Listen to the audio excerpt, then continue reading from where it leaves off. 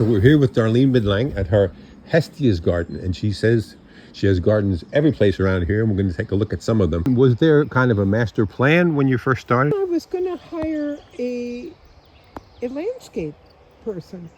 I just found that I had more fun just doing it myself and doing the design myself. And it does. There was a plan. This whole area was just weeds and old barbed wire fencing. You know, you spend your whole life trying to make a living. And all of a sudden I was retired and I kept thinking, well, maybe I should have cattle out here.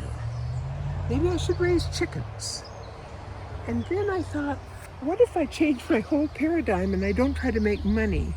I came out in the winter with my snow boots on and I shuffled around this and made this design because you can see there's a kind of a natural incline here. Mm-hmm. And I just designed this with my snowshoes, snow boots.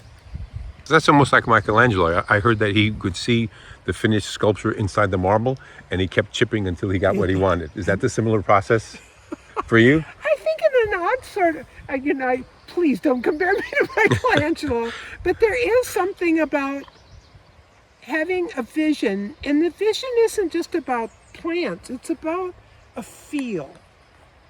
I wanted a feel in this garden. I wanted a sense of peace and not too formal, because the year I'm gone, nature will take this back. And you know what? That's okay. Mm-hmm. I may fight for, to keep down a weed now, and I may win that battle, but I will not win this war. And that's okay. That is totally okay with me. How did the name Hestia's garden come about? Hestia was the goddess of hearth and home. Hestia isn't only concerned about your home, she also was concerned about your neighborhood, your community, and the world at large. This is supposed to be a place, yes, it's for me and my family, but it's also, I like it for the neighbors. We have potlucks here, plein air events here, but also I'm really concerned about what's happening in our world and making it a better place. And so the gardens have also been designed to be really environmentally responsible, so that have more native plants. They're not all native by any chance, but more organic, and also that attract butterflies, insects, snakes, frogs. Although some individual plants may be fenced in, I tend to kind of feel like, this is share and share alike. And this was just, beyond those pine trees, was just weeds, grown-up weeds, so that people couldn't see when they came to the corner. And now it's a vegetable garden, so it's early in the season, so it's just been planted. This is the first area I worked on because it was just weedy and somewhat dangerous when people were coming to the corner. So it was the first area I started on. And this is what greets you when you first approach the property. Right, exactly.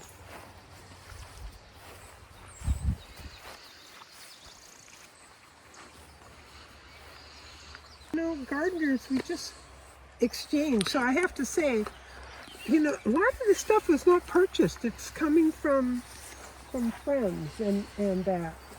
Yes, some is bought, but it's a lot of sharing, which I really enjoy doing. So if any of your folks listening to the video are interested in just coming and, looking at getting some plants. That's very generous. I'm sure some will. People dug up trees for me, and I planted trees along here, and then put in a split rail fence. And then I created this berm here across the way that you see. I call it my daffodil berm, because that's what shows in the in the early spring. So you can see the mandala again. It in the summer it'll be full. It's basically full of vegetables. Basically, see the three rings. The central ring has raspberries in it, which is the popular place for my granddaughter to stand and nibble, and that. And animals also Yeah, enjoy the berries? No bears? As you can see, although I fenced a few things with the tomato plants, I really don't like fencing. People have wanted me to put up, a barbed wire or electric wire. They think I should. I kind of have this attitude is Share alike.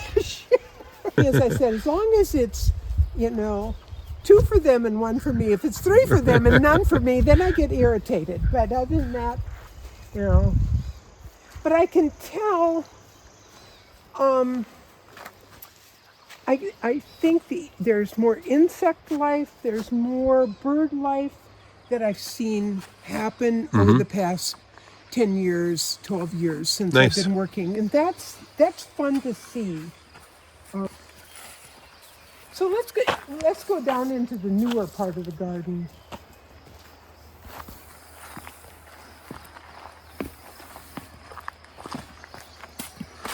I've also put in fruit trees. And this is the first year my plum trees actually have plums on. Oh, nice. And I've had them in since 2012. And then over there is a persimmon, and it's a persimmon designed for cold weather. Boy, you really have to wait till they're really bright orange, otherwise they're so bitter. And here's a peach tree over here, and it has the most wonderful. I tend to freeze and can a lot, so having a productive garden and fruit trees is very important to me. This little piece started as my kind of hospital garden. Bring something in, see if it did well, then maybe move it and that. But You mean you bring sick plants here to kind of, recuperate? And now you can see the foxgloves have moved in and are very happy there. And other plants I've just decided to leave there and are doing well. I can see the butterflies. Yes. And this island here? This was I call it my buffalo berm, and it's designed to be, basically I wanted it in purples and oranges. And so you can see it's pretty much purple and oranges. And I see you have affectionate names for every inch of your property almost. I do, actually. And it's funny, because I get so many plants from people, I also tend to think, oh, that's Michelle's. Reminds you of the that's person? That's Kristen. That's Kevin. And so the plants themselves, you'll see back out there, I put in a lot of willows. And, that willow in the middle of the field there is Nancy's willow. Hi, Nancy. So this is supposed to be my pink berm, which, sometimes it's pink, sometimes it's more purple than pink. Right at the moment it's, again, the foxglove has taken over. You'll see that big pile of mulch there. I am a master at chasing any attempt to cut down trees and have them bring their mulch over here if they don't know what to do with it. So one of my newer additions is this. I wanted an entrance into the meadow. I'm trying without success to get things to grow on that trellis. I will succeed, but so far it's been a slow process. But anyway, to have kind of a close off the more finished garden and then open to the meadow. I am so happy to see these. It only took 12 years. What's your pet name for these berms? This is just the trellis berm, you know, the field trellis berm. Well, the trellis certainly invites you to go further. Yeah, I think, and one of the, actually Nancy's tree is really also about letting your eye rest in this very big meadow. Thanks so much for sharing all of this with us. I'll put the website link on the video. That will be good. That's how people can get in touch with you if they want to know more or share with you. Or Okay. Do you want to come and have a glass of iced tea? You look like Rodin's The Thinker now. Yeah.